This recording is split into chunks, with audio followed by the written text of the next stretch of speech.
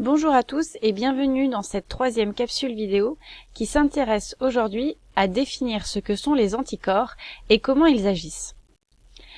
Les anticorps sont des molécules en forme de Y qui sont produits par le système immunitaire lorsqu'un individu a été exposé à un antigène. Les anticorps vont alors détecter et neutraliser un antigène de manière spécifique. Ici, nous avons l'exemple de deux anticorps. L'anticorps antidiphtérique, qui va reconnaître spécifiquement la bactérie qui provoque la diphtérie, et l'anticorps antitétanique, qui va reconnaître spécifiquement les toxines produites par le bacille tétanique.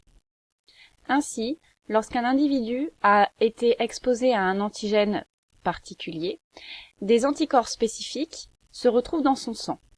On dit alors que l'individu est séropositif pour cet antigène. Un antigène se définit comme une molécule ou un fragment de molécule à la surface d'un micro-organisme ou qui est libéré par celui-ci sous la forme d'une toxine. Cette molécule est reconnue comme étrangère par l'organisme et provoque alors une réponse immunitaire. Ici, nous avons l'exemple de la bactérie de la diphtérie qui présente à sa surface membranaire un antigène diphtérique.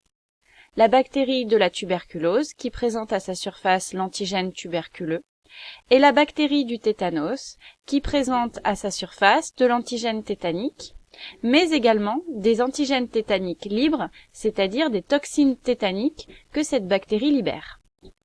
Lorsque des antigènes sont détectés à l'intérieur de l'organisme, celui-ci va pouvoir déclencher une réponse immunitaire, qui fait notamment intervenir des anticorps.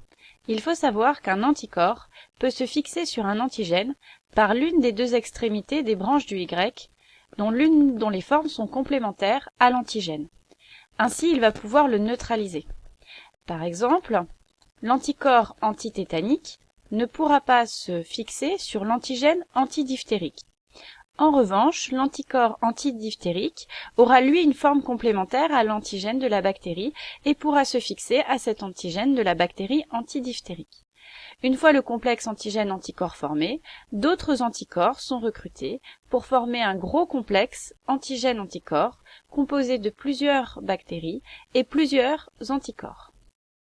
L'ensemble du complexe antigène-anticorps peut alors ensuite être facilement reconnu par les phagocytes.